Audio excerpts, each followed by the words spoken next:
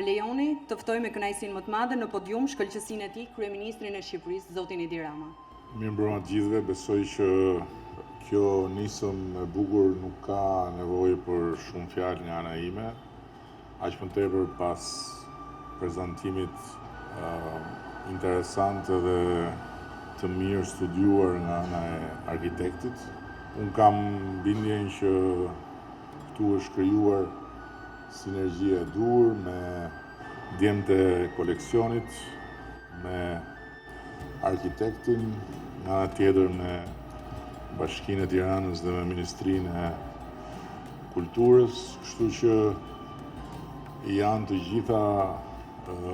forcat e nevojshme për të ndërtuar më në fund një hapësirë të munguar në Tiranë të artit dhe të kulturës islame. Është një hapësirë e munguar edhe për atë arsye që shumë bukur e shpjegoi arkitekti, që kultura dhe arti islam janë pjesë integrale e kulturës së Mesdheut, e kulturës së Europës dhe pavarësisht se ky muze në përmasën e vet është modest, krahasuar me shembujt që i pat aty të muzeve shumë pompoz të artit dhe kulturës islame, por besoj që është i nevojshëm dhe është i mjaftueshëm për ta përcjell këtë dëshmi që përndryshe për shumë kënd është një dëshmi e munguar dhe madje edhe është një dëshmi e pamundur, sepse në mendjen edhe në idenë e shumë kujt, kultura dhe arti islam nuk kanë lidhje me Europën, nuk kanë lidhje me këtë pjesë të kontinentit ku ne jemi dhe madje këtë pasuri kaq të çmuar të traditës dhe kulturës tonë, shumë kush e sheh si një trashëgimi të imponuar nga një periudhë e caktuar e historisë.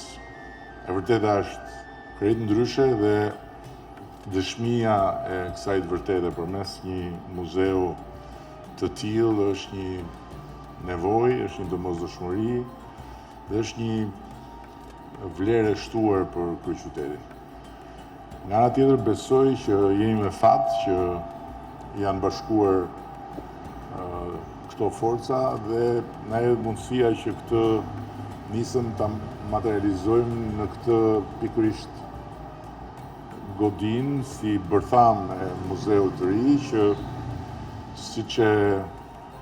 shtroi arkitekti do të përbëhet nga kjo godinë dhe nga një godinë tjetër bashkëkohore.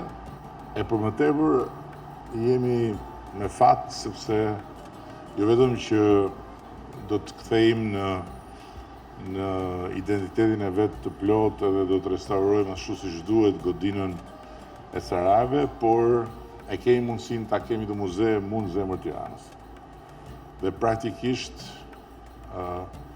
ky muze i shtohet një Gjerdani që po shkon duke u zgjatur dhe pasuruar me teatrin e ri kombëtar, me galerinë e re kombëtare, me muzeun e ri kombëtar, me muzeun Besa që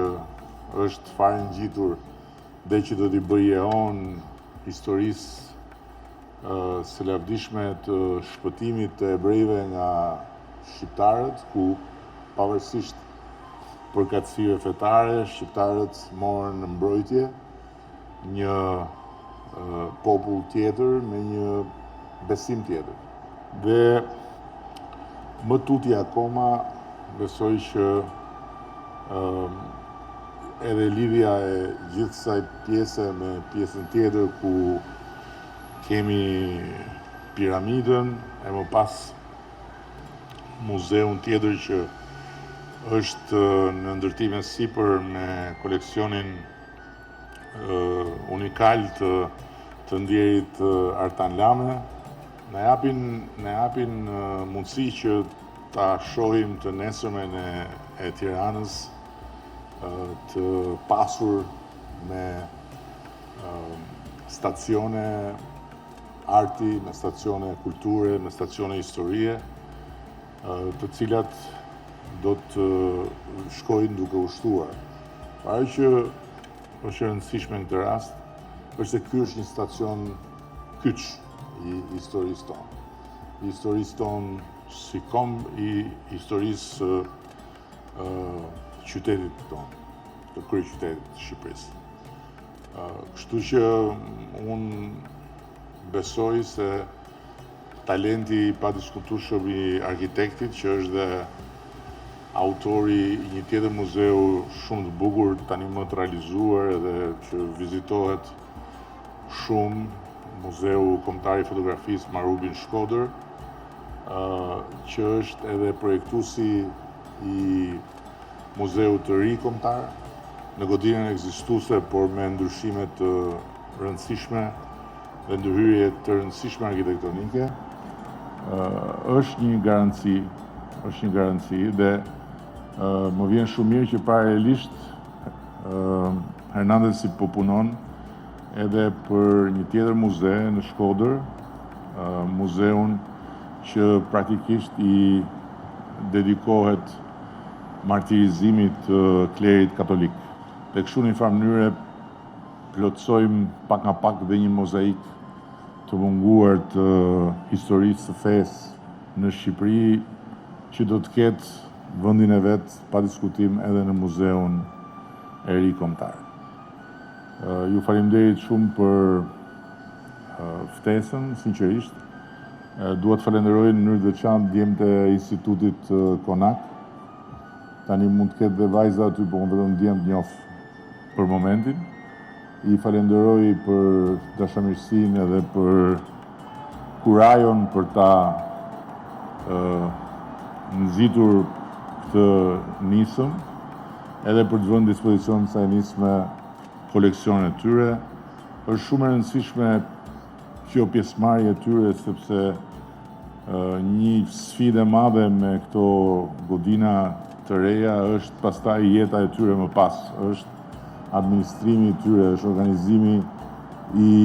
të përditshmes së tyre, sepse siç e tha dhe Hernandezi, nuk është çështja thjesht të bëjmë një muze statik që do të ketë objektet e veta dhe do të mbetet aty i pandryshuar asnjëherë, ku njerëzit do hyjnë dhe do të dalin pa pasur mundësinë të shohin asgjë të re. Fjala është për të pasur një muze të gjallë, ku krahas koleksionit të përhershëm i cili dhe ai lëviz, të ketë edhe aktivitet ekspozitash, aktivitet performancash, aktivitet diskutimesh, dhe prania e institutit në këtë iniciativë për mendimin tim është garanci për gjatësinë e muzeut si një muze i gjallë. Po këto janë të gjitha, pastaj janë të gjitha aspekte që do trajtohen edhe institucionalisht për t'i dhënë formën e duhur këtij bashkëpunimi dhe për ta bërë atë të qëndrueshëm edhe afatgjatë. Dua të falenderoj edhe miqtë që kanë ardhur nga Italia. Jam mirënjohës për praninë e tyre, edhe më vjen shumë mirë që së bashku ta çojmë përpara këtë nisëm edhe t'i vëmë qëllim vetes që deri në Shqipërinë 2030, se unë me atë e kam fiksimin, ju e keni me shekujt e kaluar, ta kemi të çelur derën e këtij muzeu. Shumë faleminderit.